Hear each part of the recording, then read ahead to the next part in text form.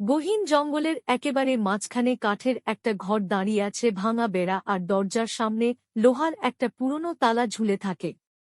ঘরের ভেতরে থাকে সেই রাক্ষস মহিলা। সে মানুষদের সামনে নিজেকে দুর্বল দেখায়, কিন্তু ভেতরে ভেতরে তার মনটা পাথরের মতো শক্ত। সে একা থাকতে ভয় পায়, নিঃসঙ্গতা তাকে পাগল করে তোলে। তাই সে মানুষ ধরে আনে, তাদের বদলে দেয়। তাদের কণ্ঠস্বর, ভয় আর কান্না সে জমিয়ে রাখে ঝুড়ির ভেতর। প্রথম যাকে সে ধরে এনেছিল সে ছিল খুব ছোট, পথ হারিয়ে কাঁদছিল। সে ভেবেছিল এই জঙ্গলই তার শেষ। যখন সেই মহিলা মিষ্টি গলায় তাকে ডাকল, তখন ছেলেটা ভাবল কেউ একজন দয়া করেছে। সে বুঝতে পারেনি দয়ার মুখোশের পেছনে কি লুকিয়ে আছে। ঘরে ঢোকার পর যখন দরজা বন্ধ হল, মুহূর্তে যখন ছেলেটা টিকটিকিতে বদলে গেল, তখন ঝুড়ির ভেতর যারা আগে থেকেই ছিল তারা বুঝে গেল আরেকজন যুক্ত হল। দিন যায়, রাত আসে। রাক্ষস মহিলা ঝুড়ির সামনে বসে গল্প করে। সে কখনো হাসে, কখনো কাঁদে, কখনো আবার রেগে যায়। ভেতরের সবাই পড়ে গিয়ে আরো ভয় পায়। সে বলে, তোরা যদি মানুষ থাকতে চাস তাহলে আমার কথা শোন। কিন্তু মানুষ হয়ে ফেরার কোনো পথ সে কখনো রাখেনি। একদিন জঙ্গলের পাশের স্কুলে বার্ষিক খেলা চলছিল। বাচ্চাদের হাসির শব্দ অনেক দূর পর্যন্ত যাচ্ছিল। সেই শব্দ শুনে রাক্ষস মহিলা জানালা দিয়ে তাকাল।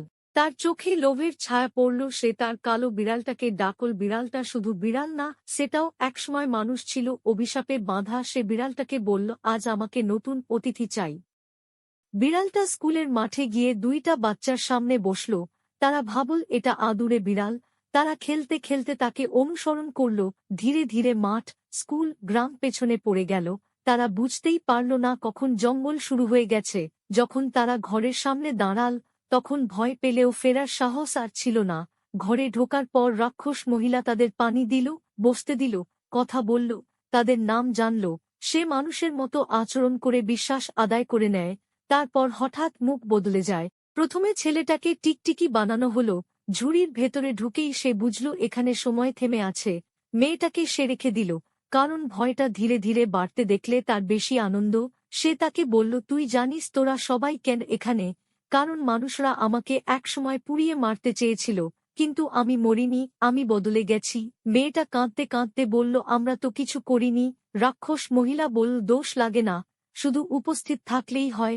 রাতে সে বাইরে গেল খাবার খুঁজতে। তখন মেয়েটা ঝুড়ির কাছে গিয়ে কথা বলল। ভেতর থেকে অসংখ্য কণ্ঠস্বর একসাথে উঠল। কেউ বলল, যদি কেউ ঢুকে মেডিসিন ছিটায় তাহলে সে মরবে। কেউ বলল, গ্রামে জানাতে হবে। মেয়েটা মনে মনে আশা ধরল। গ্রামে তখন সত্যিই খোঁজ চলছিল। যারা আগেও মানুষ হারিয়েছে তারা বুঝে গেল ঘটনা কি। সেই বুড়ো বলল, আগেও একবার এই রাক্ষসকে মেডিসিন দিয়ে হারানো হয়েছিল, কিন্তু কেউ শেষ করেনি, এবার শেষ করতে হবে।